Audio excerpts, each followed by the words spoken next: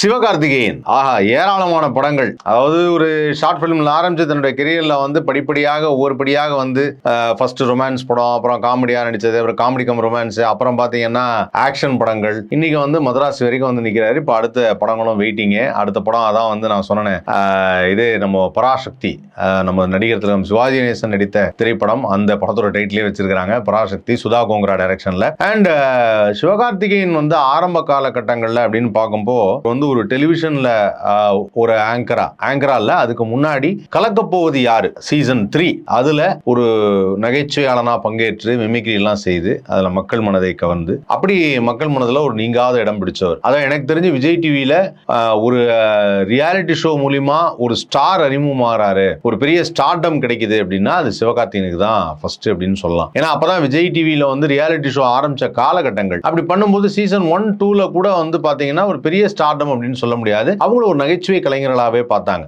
For example வந்து robot Shankar, Madurai முத்து, Venkatesh, Christopher, அதுக்கப்புறம் வந்து தங்கதுரை, இவங்க எல்லாருமே வந்து நல்ல நகைச்சுவை கலைஞர்களா பார்த்தாங்க. ஆனா சிவகார்த்திகேயனை பார்க்கும்போது என்ன ஆயிடுச்சுன்னா சீசன் 3ல வந்து ஒரு வின்னாய் வரும்போது ஒரு ஹீரோவா பாக்குறாங்க, ஒரு யங் சாப். அப்புறம் வந்து காலேஜ் படிச்சு முடிச்சுட்டு வந்த நேரம், அது ஆக்சுவலி MBA படிச்சுட்டு இருக்கும் போதே வந்துட்டார்னு நினைக்கிறேன்.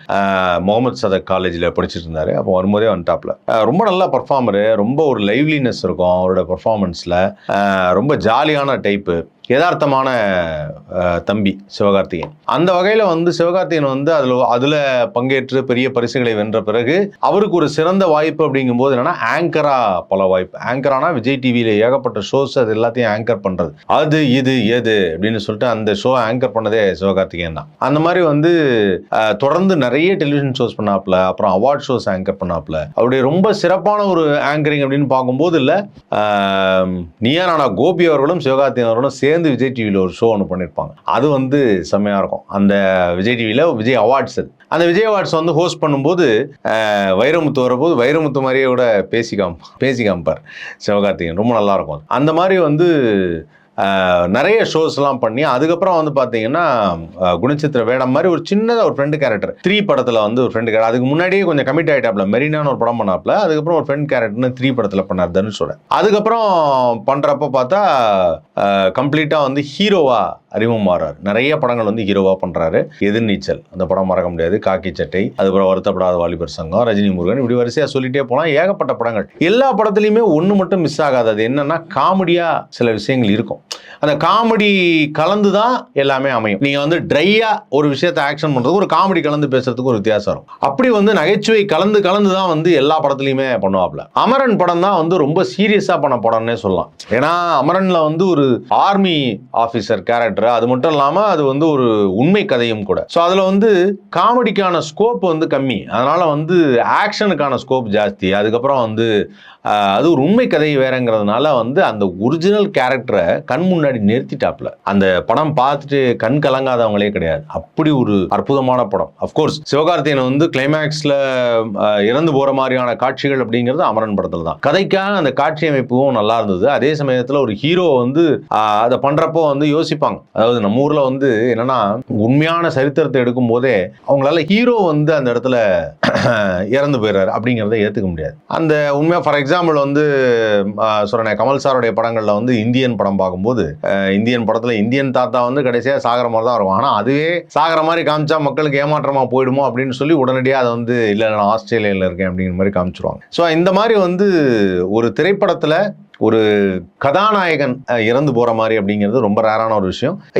இப்போல்லாம் ரொம்ப கஷ்டம் அந்த மாதிரி எடுக்கிறது. அதை எனக்கு தெரிஞ்சு சிவகார்த்திகேயன் வந்து அமரன் படத்துல ரொம்ப அருமையா பண்ணிட்டாப்ல. அவருக்கான ஒரு கதை அந்த மாதிரி அமைஞ்சிருச்சு, அது மக்கள் மனசுல பதிஞ்சிருச்சு, பயங்கரமா பதிஞ்சிருச்சு அந்த படம். ஸோ இப்படி தொடர்ந்து படங்கள் நடிச்சிட்டு இருக்கிற சிவகார்த்திகேயன் ஃபேன்ஸ் அப்படின்னு சொல்லும்போது சிவகார்த்திகேயனுடைய ஃபேன்ஸை மீட் பண்றது அப்படிங்கிறது அவருக்கு ரொம்ப பிடிச்சமான ஒரு விஷயம். அது நிறைய பேர் மீட் பண்ணுவாப்ல, ரொம்ப கேஷுவலா பேசுவாரு, எங்க பார்த்தாலும் டக்குன்னு போட்டோ கொடுக்கறது, ரெஸ்ட்ரிக்ஷன்லாம் அவ்வளவா கிடையாது, ஃபேன்ஸோட ரொம்ப அன்பா பழகுவாப்ல. அப்போ அந்த மாதிரி டைம்ல தான் வந்து இந்த ஃபேன்லி அப்படின்னு சொல்லிட்டு ஒரு ஆப் வருது. இந்த ஃபேன்லிங்கிற ஆப் என்னன்னா இந்த மாதிரி நடிகர்களுக்கும் ரசிகர்களுக்கும் நடுவே இருக்கக்கூடிய அந்த நெருக்கத்தை வந்து இன்னும் கொஞ்சம் சேர்க்கறதுக்கான ஒரு ஆப். ஸோ அந்த மாதிரி ஒரு ஆப்ல வந்து ஒரு விழா நடத்துறாங்க. சிவகார்த்திகேயன் வந்து அந்த விழா நடத்தும் போது பேசுறாப்ல, பேசுகிறப்ப என்னன்னா எப்பவுமே நகைச்சுவையான பாணியில் வந்து ஆரம்பிப்பார். அப்போ என்னன்னா அந்த இடத்துல வந்து ஆக்சுவலாக நான் நடிகன் ஆயிருக்கேன், இன்னைக்கு இவ்வளோ சக்ஸஸ்ஃபுல்லாக இருக்கேன்னா அதுக்கு ஒரே ஒரு காரணம் தான் அப்படிங்கிறாப்புல. என்னது அது எல்லாருக்குமே தெரியும், நல்ல நடிப்பு, நல்லா காமெடியாக நடிப்பார், எல்லாமே தெரியுமே இல்லை.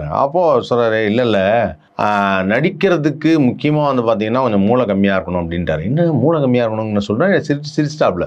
மூளை கம்மியாக இருக்கிறதுனால தான் நான் இன்னைக்கு நடிகனாக இருக்கேன் அப்படின்னு சிவகார்த்திகேயன் வந்து ஒரு பேச்சு, அது பயங்கர வைரலாக போயிட்டு இருந்தது. என்னன்னா இன்னும் மூளை கம்மியாக இருக்கிறதுனால அப்படின்னு சொல்லிட்டாருன்னா, இல்லை நமக்கு நிறைய மூளை இருந்ததுன்னா ஏதாவது டேரக்டர்ஸ்லாம் ஏதாவது சொல்லும்போது, சீன் சொல்லும்போது அப்புறம் நம்மளும் வந்து இல்லை சார் அந்த சீனை நீங்கள் இப்படி பண்ணிருக்கலாம், அப்படி பண்ணிருக்கலாம், இந்த மாதிரி பண்ணலாம், இப்படி பண்ணலாம் அப்படின்னு ஏதாவது சஜஷன் சொல்லுவோம். இந்த சஜஷன் சொல்லும்போது என்ன ஆகும் அப்படின்னா டேரக்டர்ஸ்க்கு சமயத்தில் பிடிக்காம போயிடும். அப்புறம் அவங்க நினைச்சு சொல்ல வந்ததை சொல்ல விடாமல் போயிடுவாங்க. அப்புறம் அந்த மேக்கிங் வந்து சரியா வராமல் கூட இருக்கலாம், எது வேணாலும் நடக்கலாம். அதனால தான் சொல்லுவாங்க, அதாவது ஒரு படம் வந்து it's always in the hands of director.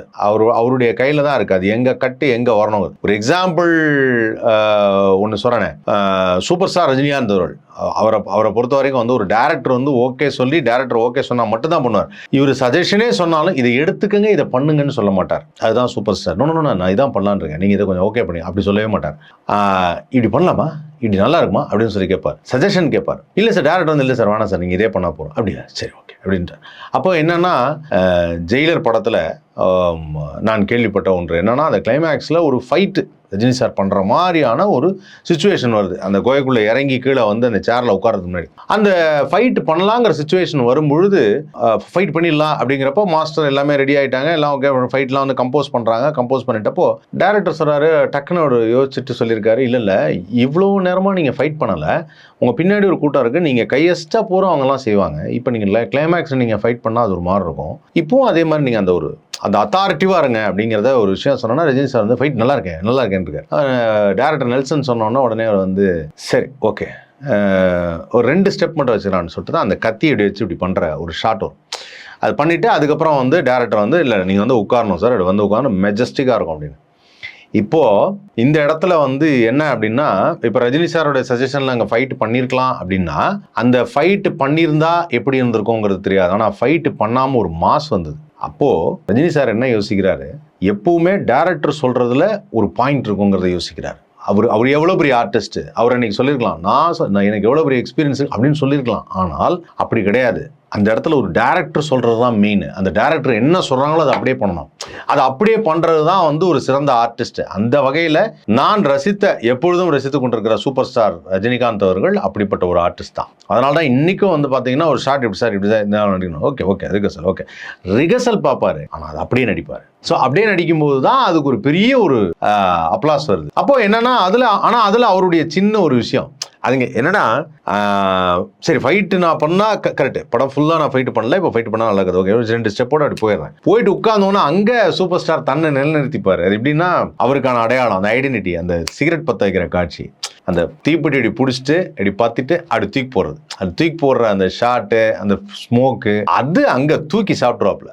So அந்த வகையில் வந்து என்னன்னா, இது எதுக்கு சொல்கிறேன் அப்படின்னா, ஒரு நடிகனாக சூப்பர் ஸ்டார் ரஜினிகாந்த் அவர்கள் எவ்வளோ உயரத்துக்கு போனாலும் ஆஸ் அன் ஆக்டரா டைரக்டரை இன்னுமே மதித்து அவங்கள்ட்ட என்ன சொல்கிறாங்கிறத கேட்பாரு, அவங்கள டிஸ்டர்ப் பண்ண மாட்டார். அவங்க ஷார்ட்டில் இதுதான் சொன்னால் அதுதான். அதை வந்து காமெடியாக ஆடியோ லான்ச்சில் கூட சொல்லியிருப்பாரு. அந்த பாட்டு சீனில் சம்பந்தா கூட கொஞ்சம் கூட டான்ஸ் ஆடலைங்க, 2 ஸ்டெப்பு ஒரே ஒரு அரை நாள் கூட ஆடிட்டு பார்த்தா அப்படின்னா.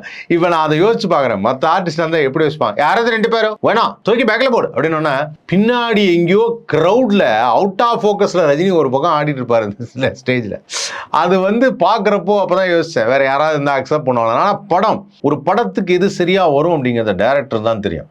Director is captain of the ship அப்படின்னு சொல்லுவாங்க. படம் ஷார்ட் எடுக்கிறதுக்கு முன்னாடி எப்படி வேணாலும் டிஸ்கஸ் பண்ணிக்கலாம், ஷார்ட் வந்து அங்கே வரும்போது அவர் சொல்லி எல்லாம் ஃபைனல் பண்ணிட்டு அங்கே பண்ணணும் அப்படிங்கிறது தான். ஸோ அந்த வகையில் சிவகார்த்திகேயனும் வந்து பார்த்தீங்கன்னா ஒரு மைண்டில் ஒருத்தர் சொல்லிட்டாரு அப்படின்னா இதை பண்ணணும் அப்படின்னா அதை அப்படியே பண்ணுவார். ஸோ ஒரு நல்ல டேரக்டர் கிடைச்சா சிவகார்த்திகேயன் வந்து ஒரு நல்ல ஆக்டராக இன்னும் நிறைய படங்கள் பண்ணுவார்னா இப்போ தெரிய வந்த ஒரு விஷயம். ஸோ இந்த மேடையில், இந்த ஃபேமிலி மேடையில் பேசும்போது எல்லாம் பயங்கரமாக சிரிச்சிட்டு இருக்கிறாங்க. ஸோ இங்கே அவருடைய பேச்சு எப்பவுமே அந்த நகைச்சுவை கலந்து தான் இருக்கும். இன்றைக்கும் வந்து பார்த்தீங்கன்னா எத்தனையோ பேர் படங்கள் நடித்தாலும் சிவகார்த்திகேயன் படம் அப்படின்னாவே ஒரு எக்ஸ்பெக்டேஷன் கிரியேட் ஆகிடும். அதில் ஏதாவது ஒரு காமெடியான ஒரு விஷயம் கலந்து தான் இருக்கும் அப்படின்னு சொல்லி அந்த வகையில் Sivakarthikeyan is always appreciable human being.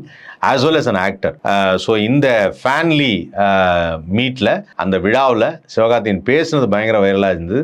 அதிலிருந்து நாம் தெரிஞ்சிக்க வேண்டியது அவருடைய கேரக்டர் எந்த அளவுக்கு ஒரு ஜென்யூனான, எந்த அளவுக்கு ரொம்ப டிக்னிஃபைடான ஒரு கேரக்டர் அப்படிங்கிறது தான். அதனால தான் அவர் இன்னும் மென்மேலும் பெரிய உயரங்களுக்கு போவாருங்கிறதுல எந்த விதமான டவுட்டும் கிடையாது. ஸோ உங்களுக்கு இது மாதிரி ஏதாவது இன்சிடென்ட் தெரிஞ்சுன்னா கமெண்ட் செக்ஷனில் தெரிவிங்க. லைக் பண்ணுங்கள், ஷேர் பண்ணுங்கள், சப்ஸ்கிரைப் பண்ணுங்கள்.